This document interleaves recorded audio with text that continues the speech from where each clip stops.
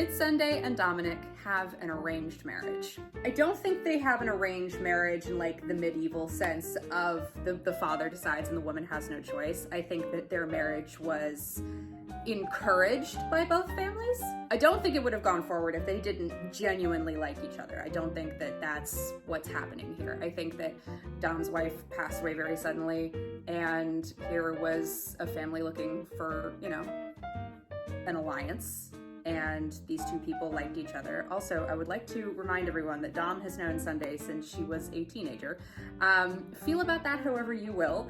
I have feelings about it, but I think that as adults, when they started dating, they have a genuine connection and they do love each other, but sometimes love isn't enough. And sometimes you have to learn to love each other in a different way because one of you is becoming a mob kingpin and the other one is reaching middle age. How does Sunday get Mario's blessing and not Louisa's? Why is Sunday not allowed in the kitchen? The response I got from this episode was wild because this is how I know that I've got a good thing going. Everyone has a story about getting kicked out of the kitchen. It doesn't matter what culture you come from, what religion, what race, where you were raised.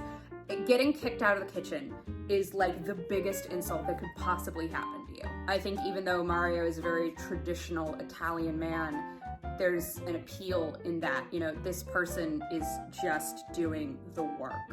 And in a world nowadays where it's really easy to do all the talk but no action, I think that's very appealing to him, considering that he only has one son who has been disappointing him. And if this is gonna be how Sunday contributes to the family and it can be really successful, then the more traditional things that she isn't capable of doing kind of get pushed to the side. Whereas with Louisa, Dom's mother, Mario's wife's name, Louisa, I think that that's a big affront to her because she only knows how to do things one way. She knows how to be a homemaker and a wife and a mother, and Sunday's not doing any of those things, even when she tries. I think also there's a little bit of like, well, she's Irish, so what do you expect? Which is, it's still a big thing, you know, it's not like a small thing that happens. There's still that cultural difference that I think makes them clash. What happened to Carly, Dom's first wife? I was playing for the longest time about what happened to Carly, and I think the most cruel thing that could have happened is it was an accident. She died in a car accident. Because those things don't make sense. They come out of nowhere, they're sudden, they are painful, and I think it would have made more sense in the series if it had been like a hit or like a family revenge thing. You know, people in that life can comprehend those things, but to have somebody die in just a meaningless accident is more painful, I think. You have a harder time understanding why it happened. Not technically a Sunday or Worden question. Do all of your characters exist in the same universe? This is a very fun question for me because I question myself about that a lot. Who exists in whose universe? I think that Sunday exists in our world. There's actually an episode where you see, the first thing you see is her reading the first volume of The Wonderful Lady Bee, which is my book. It's also the book that Barbara Bixby exists in. I do think that Ephrosyne and Barbara exist in the same universe because there is an overlapping character group that you haven't met yet in The Wonderful Lady Bee, and Ephrosyne hasn't finished yet. So, but when you do, you'll meet some characters and recognize them from the same works. I know a lot of people want Cornelia Joy and Sunday Worden to exist in the same world, but that would imply that there's magic that exists in Sunday Worden, and I don't think that Sunday Worden is a fantasy series. It's very much grounded in like reality. I see people all the time being like, AU fan fiction, fan art, like, go do it for me. You know, listen, just get creative. And if it's great, it's great. If it's shit, it's shit, but at least you can say that you made something. And half the people who complain about my work cannot say that. Just a thing to think about. What is the costume design process for Sunday? Tight. Everything that she wears is tight. I think she likes a structured silhouette. I think that she does like color, even if it's dark color. I think that obviously you have to have a lot of jewelry. Some days I really don't want to get into a bodycon dress, but I look down and I'm like, oh yeah, this is what she would wear. She wouldn't give a shit if she's bloated or she didn't like her body that day. You know, she's she's going out and she's wearing whatever the hell she wants. And yeah, that normally includes some kind of like outfit. Do JP and Danny O'Riordan Jr. have significant others? The Peter Pan syndrome in the O'Riordan family is strong, and I think Daniel O'Riordan Sr. sees that in his sons and maybe regrets the way he raised them a little bit.